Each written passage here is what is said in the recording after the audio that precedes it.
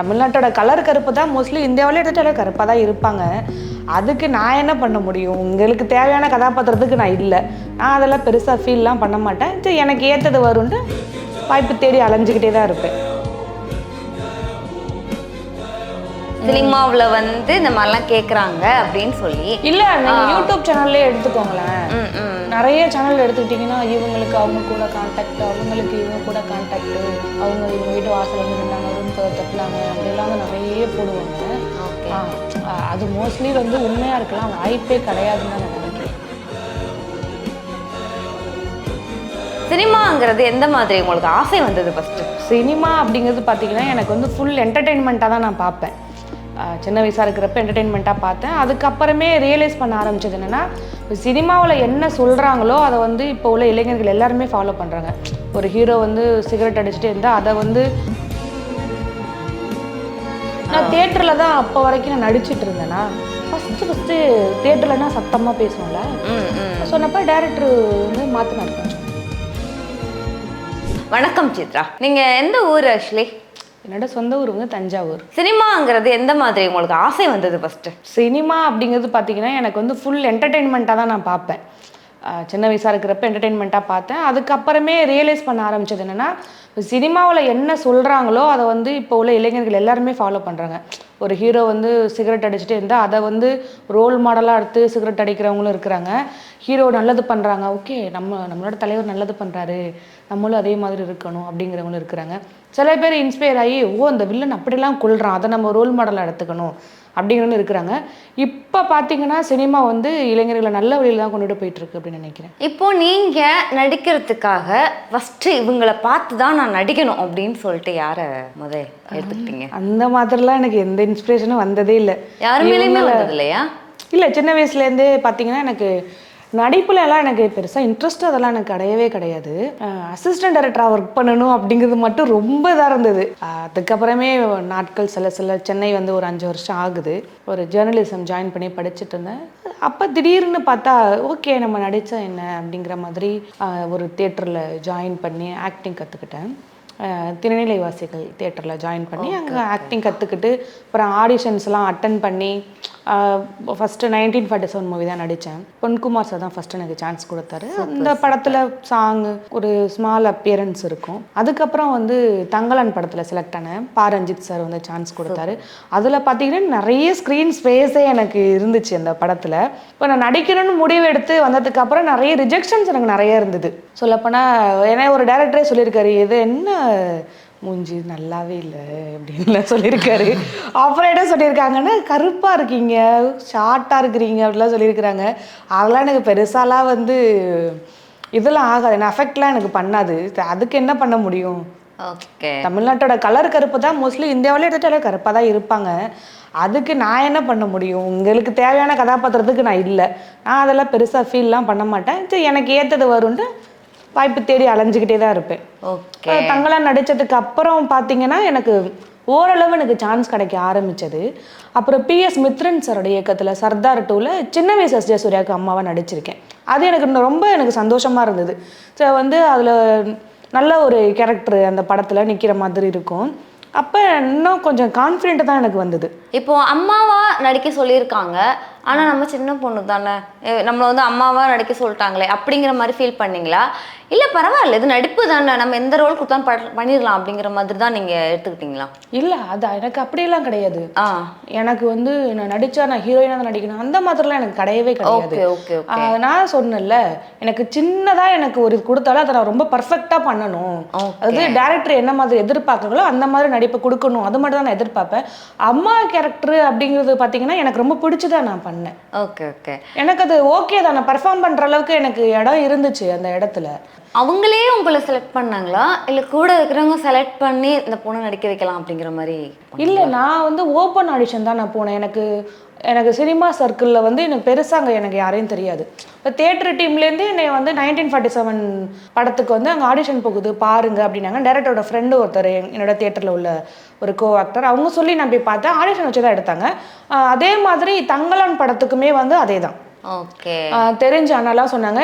எனக்கு சென்னையில் பெரிய ஸ்பேஸ்லாம் எனக்கு இந்த இடத்துல ஆடிஷன் போகுது அதெல்லாம் எனக்கு தெரியாது. யாராவது சொல்லி லொக்கேஷன் ஷேர் பண்ணாங்கன்னா அந்த லொக்கேஷனை நான் வந்து ஒரு 100 முறை பார்ப்பேன். இந்த இடம் தானா இந்த இடம் தானா அப்படின்னு. சென்னை எனக்கு புதுசு தெரியாது இல்லையா. சரி நான் போனப்போ அங்கே ஒரு 200-300 பேர் நின்னாங்க. ஓகே. அப்போ போய் நான் ஆடிஷன் அட்டன் பண்ணி அவங்க எனக்கு ஒரு 2 இது எனக்கு ஓனாக ஃபர்ஸ்ட் நடிக்க சொன்னாங்க. அப்புறம் அவங்க ஒரு இது சொல்லி நடிக்க சொன்னாங்க. நடிச்சதுக்கப்புறம் இங்கே கேஸ்டிங் டைரக்டர் தாமுன்னு ஒருத்தர் இருப்பார். அவர் தான் செலக்ட் பண்ணி கால் பண்ணியிருந்தார். அப்புறம் அங்கே வந்து சார் கொடுத்ததெல்லாம் வந்து நான் பர்ஃபார்ம் பண்ணி நான் வந்து தக்க வச்சேன். இப்போ நீங்கள் வந்து கலர் விஷயமா என்னை வந்து இது பண்ணாங்க அப்படின்னீங்க. இதில் வந்து நிறைய கண்டிப்பாக மறக்க முடியாத சம்பவங்கள்லாம் இருக்கும். இது வந்து எனக்கு உண்டான கேள்வி, எனக்கு உண்டான பதில் எனக்கு கிடைக்கணுங்கிறதுக்காக தான் நான் கேட்குறேன். ஸோ அந்த மாதிரி ஏதாவது சொல்ல முடியுமா, ஷேர் பண்ண முடியுமா எங்ககிட்ட? அப்படின்னா என்ன ஒரு 2 படத்துலேருந்து செகண்ட் ஹீரோயினுக்கு சொன்னாங்க, நீங்கள் வெள்ளையானா இந்த படத்தில் நான் உங்களை செகண்ட் ஹீரோயினாக ஆக்குறேன்னு சொன்னாங்க. எனக்கு தேவையே இல்லையே, நான் வெள்ளையாகி நான் எதுக்கு உங்கள் படத்தில் செகண்ட் ஹீரோயினை நடிக்கணும்? வேறு யாராவது வெள்ளையாக இருக்கிறவங்க நல்லா பர்ஃபார்ம் பண்ணுறவங்க இருப்பாங்க, அவங்களுக்கு சான்ஸ் கிடைச்சா சந்தோஷம் தானே, அவ்வளோதான். நீங்கள் பழைய படங்கள்லாம் எடுத்துக்கிட்டீங்க அப்படின்னா அதிகபட்சம் பிளாக் ஸ்கின்ல தான் இருப்பாங்க இல்லையா. நிறைய ஹீரோயின்ஸ் வின் பண்ணவங்கலாம் பார்க்குறீங்க அப்படிங்கும் போது, ஸோ இப்போ இருக்கிற எல்லா வசதிகளும் பார்க்கும்போது மேக்கப்பில் வந்து நிறையாவே வந்துருச்சு, எடிட்டிங்லேயும் வந்துருச்சு. ஸோ உங்களை நடிக்க வைக்கணும்னு நினச்சிருந்தா அவங்க வந்துட்டு மேக்கப் போட்டு பண்ணியிருப்பாங்க, இல்லை எடிட்டிங் பண்ணியிருப்பாங்க. ஸோ நீங்கள் அந்த இடத்துல நீங்கள் அதை எப்படி சமாளிச்சிங்க? சமாளிக்கிறதெல்லாம் ஒன்றும் இல்லை, ஓகே தேங்க்யூ சார் பரவாயில்ல, அவ்வளோதான் இருக்குது, அவ்வளோதான். சினிமாவில் வந்து இப்போ டேரக்டர்ஸ்லாம் பேசும்போது சில பேர், நான் எல்லாரையும் நான் சொல்ல வரல, சில பேர் வந்து பொண்ணுங்க வந்துட்டாலே அவங்கள விடக்கூடாதுன்னு நினைப்பாங்க, இல்லை விடுறேன்னு சொல்லிட்டு ஏமாத்துவாங்க. அந்த மாதிரி ஏதாவது அனுபவங்கள் இருக்கா? எனக்கு சினிமாவில் என்கிட்ட யாரும் இப்போ வரைக்கும் மிஸ்பிஹேவ் அப்படிலாம் பண்ணதெல்லாம் கிடையாது. நிறைய பேர் சொல்லுவாங்க எனக்கு அட்ஜஸ்ட்மெண்ட் கேட்டாங்க, அட்ஜஸ்ட்மெண்ட் பண்ணாதான் சான்ஸ் அப்படின்னு சொல்லுவாங்க. என்கிட்ட யாருமே, இப்போ நான் ஆடிஷன் போயிருக்கேன் இல்லையா, 1947 மூவிலேருந்து இப்போ நேற்று கூட ஒரு ஆடிஷன் பண்ணேன், அப்போ வரைக்கும் என்கிட்ட யாரும் அப்படிலாம் கேட்டதெல்லாம் கிடையாது. நீங்கள் கடந்து போன பாதை வந்து நல்லதாக இருந்திருக்கு, அதனால அவங்க கேட்கல. இன்கேஸ் இந்த மாதிரி கேட்டேன்னு சொல்கிறாங்க அப்படிங்கிற மாதிரி சில வார்த்தைகள் வருது இல்லையா. ஸோ அந்த மாதிரி கேட்கும்போது அவங்க கிட்ட நீங்கள் எப்படி மோட்டிவேட் பண்ணீங்க? இந்த மாதிரி கேட்டது இல்லை சொல்றாங்கல்ல, கேட்டிருக்காங்க. சப்போஸ் என்கிட்ட கேட்டாங்கன்னா நான் என்ன சொல்லுவேன்னு நீங்க கேக்குறீங்களா? என்கிட்ட கேட்டாங்க அப்படின்னா நான் சொல்லக்கூடிய ஒரு ஆன்சர் ஒன்னே ஒன்றா தான் இருக்கும். சரி என்னோட ஆக்டிங் பாருங்க, என்னோட ஆக்டிங் உங்களுக்கு பிடிச்சிருந்தது அப்படின்னா எனக்கு சான்ஸ் கொடுங்க, இல்லைனா வேண்டாம், அவ்வளோதான். ஓகே. இல்லை நான் இதை மாற்றி கேட்டேன். எப்படின்னா இப்போ வேற யாராவது உங்ககிட்ட சொன்னதுனால தானே தெரியுது சினிமாவில் வந்து இந்த மாதிரிலாம் கேட்குறாங்க அப்படின்னு சொல்லி. இல்லை நீங்கள் யூடியூப் சேனல்லே எடுத்துக்கோங்களேன், நிறைய சேனல் எடுத்துக்கிட்டிங்கன்னா இவங்களுக்கு அவங்க கூட கான்டாக்ட், அவங்களுக்கு இவங்க கூட கான்டாக்ட், இவங்க வீட்டு வாசல் வந்து நின்னாங்க, ரூம் தட்டினாங்க, அப்படிலாம் வந்து நிறைய போடுவாங்க. ஓகே. அது மோஸ்ட்லி வந்து உண்மையாக இருக்கலாம் வாய்ப்பே கிடையாதுன்னு தான் நான் நினைக்கிறேன். அவங்க போய் தான் சொல்றாங்க, போய் மோஸ்ட்லி போய் சொல்லியிருக்கலாம். ஒரு சில பேருக்கு அந்த அனுபவம் வந்து நடந்திருக்கலாம். ஒரு சில பேர் சொல்லி நான் கேட்டிருக்கேன், இவங்க என்கிட்ட தப்பா நடந்துக்கிட்டாங்க, இவங்க அது பண்ணாங்க இது பண்ணாங்கன்னு அவங்களுக்கு நடந்ததை அவங்க சொல்றாங்க. எனக்கு இப்போ வரை நடந்தது எனக்கு அது கிடையாது. கேட்டாலும் என்னோட ஆன்சர் வந்து எனக்கு இதுவாக தான் இருக்கும். ஓகே. அதாவது நான் எனக்கு நீங்க நடிப்பை பாருங்க, உங்களுக்கு என்னோட ஆக்டிங்கில் வந்து உங்களுக்கு பிடிச்சிருந்துச்சுன்னா எனக்கு சான்ஸ் கொடுங்க, எனக்கு பேமெண்ட் கூட கம்மி பண்ணிக்கலாம், பிரச்சனை கிடையாது. ஹை பேமெண்ட் கூட தேவையில்லை. எனக்கு என்னோட மென்டாலிட்டி படி நல்லா பர்ஃபார்ம் பண்ணுற அளவுக்கு எனக்கு ஒரு கேரக்டர் கொடுங்க. ஓகே, அவ்வளோதான். ஆரம்ப காலத்தில் வந்து இதெல்லாம் வந்து எப்படி ஏற்றுக்கிட்டீங்க? ஆரம்ப காலம்னா நான் நடிக்க வந்து ஒரு 2.5 years ஆகுது. இது எல்லாமே நான் நார்மலாக ஏற்றுக்கிறது தான். மனுஷங்கனாலே இந்த மைண்டு இப்படி இருக்க தானே செய்யும். இப்போ ஷார்ட் ஃபிலிம்லாம் பண்ணியிருக்கீங்களா? பண்ணியிருக்கேன். ஏதாவது முதல் ஷார்ட் ஃபிலிம் ஞாபகம் ஏதாவது இருக்கா? PJP அப்படின்னு சொல்லி ஒரு பைலட் ஒன்று நடித்தேன். அந்த ஷார்ட் ஃபிலிம் பேரே அதானா? ஆமாம். Okay okay. அது ஒன்று நடித்தேன். அதில் பார்த்தீங்கன்னா ரிப்போர்ட்டர் கேரக்டர் வரும். நான் தியேட்டரில் தான் அப்போ வரைக்கும் நான் நடிச்சிட்டு இருந்தேன்னா, ஃபஸ்ட்டு தியேட்டர்லனா சத்தமாக பேசுவோம்ல, சொன்னப்போ டேரக்டர் வந்து மாற்றினார், கொஞ்சம் இல்லைம்மா கொஞ்சம் கம்மி பண்ணுங்க அப்படின்னாரு. அதை நான் ஒரு எக்ஸ்பீரியன்ஸாக எடுத்துக்கிட்டேன். எனக்கு அப்போ கோவம்லாம் வரலை. எனக்கு ஆப்போசிட்டில் உள்ளவங்க ரொம்ப நல்லா நடித்தாங்க. நான் அப்போ என்னென்னா ஒரு டயலாக் பேச எனக்கு அப்போ ரொம்ப பயமாக இருந்தது. ஃபஸ்ட்டு இவ்வளோ பேர் நிற்கிறாங்க, இவ்வளோ பேர் முன்னாடி எப்படி, தேட்டரில் எக்ஸ்பீரியன்ஸ் வேறு மாதிரி இருக்கும். இப்போ வந்து எப்படின்னா டேரக்டர் ஏதாவது ஒரு சைடு இது பண்ணி காமிங்கன்னா நானே ஒரு 2-3 வெரைட்டி கொடுப்பேன். அந்த அளவுக்கு நான் கூட நடிக்கிற கோ ஆர்டிஸ்ட் நான் எப்போதுமே என்ன பண்ணுவேன், டேரக்டர் இருந்தாருன்னா டேரக்டர் என்ன பண்ணுறாங்க அப்படிங்கிறத வந்து நான் பார்த்துட்டே இருப்பேன். மோஸ்ட்லி நான் அது வந்து ரஞ்சித் சார் தான் நான் நோட் பண்ணுவேன் நிறையா. ஓகே. ஏன்னா ஒரு ஸ்பாட்ல வந்து நடிச்சு காமிப்பாரு. நடிச்சு காமிப்பாரு. ஃபைட் சீன்னாலும் பார்த்தீங்கன்னா அதை அப்படியே வந்து எனக்கு இந்த மாதிரி ஃபைட் வேணும், நீ இந்த பக்கம் இப்படி ஓடி வா, நீ இந்த பக்கம் இப்படி பண்ணு, நீ இப்படி கையை வச்சு பிளாக் பண்ணு அப்படின்ட்டு ரஞ்சித் சார் நடிச்சு காமிப்பாரு. இங்கே நிற்பாரு, திடீர்னு இந்த பக்கம் கூட இருக்கிறவங்களாம் யாரையும் அனுப்ப மாட்டாங்க. இல்லை, அசிஸ்டன்ஸும் வருவாங்க. அசிஸ்டன்ட் வந்து இது கொஞ்சம் மாற்றிக்கலாம் அப்படின்னு சொல்கிறப்ப சார் கொஞ்சம் மாற்றிப்பாரா. நான் என்ன பண்ணுவேன், இப்போ வேட்டுவும் கூட பண்ணியிருக்கேன் சார் மூவியில். நான் என்ன பண்ணுவேன், சாரை நான் பார்த்துட்டே நோட் பண்ணிக்கிட்டே இருப்பேன் எப்போதுமே. சார் எந்த மாதிரியான டைலாக்ஸ் வந்து ப்ரொனவுன்ஸ் பண்ணுறாரு, எந்த மாதிரி சொல்லித்தராரு, அவரோட மூமெண்ட் எப்படி இருக்குது அப்படின்னு நான் பார்த்துட்டு இருப்பேன். அப்புறம் தங்கலான்ல வந்து விக்ரம் சாரும் பசுபதி சாரோட ஆக்டிங்கை நோட் பண்ணிகிட்டே இருப்பேன். நான் நோட் பண்ணிட்டேன், ஏன்னா நான் நடிக்க தானே வந்திருக்கேன். இப்போ அவங்கள பார்த்து அவங்க 100% நடிச்சாங்கன்னா அதில் 1% நான் கற்றுப்பேன்ல.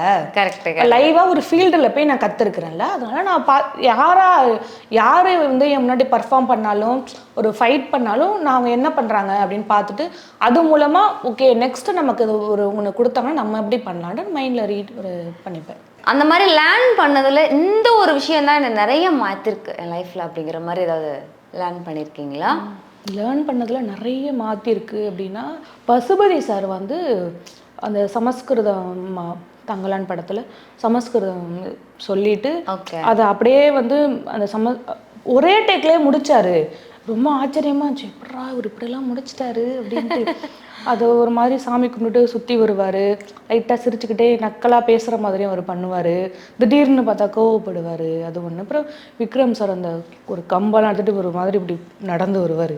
அதெல்லாம் பார்த்தா எனக்கு ரொம்ப ஆச்சரியமாக இருந்துச்சு, இப்போ இவங்க எந்த அளவுக்கு ஊறி போயிருக்கிறாங்க அப்படின்னு. ஓகே, இப்போ நீங்கள் வந்து நிறைய ஃப்ரெண்ட்ஸ் சர்க்கிளெல்லாம் நீங்கள் சொல்லிட்டு இருந்தீங்க இல்லையா? இவங்க ஃப்ரெண்ட் சர்க்கிள் வந்து எனக்கு ரொம்ப கம்மி. ஃப்ரெண்ட்ஸ் சர்க்கிள் ரொம்ப கம்மி எனக்கு.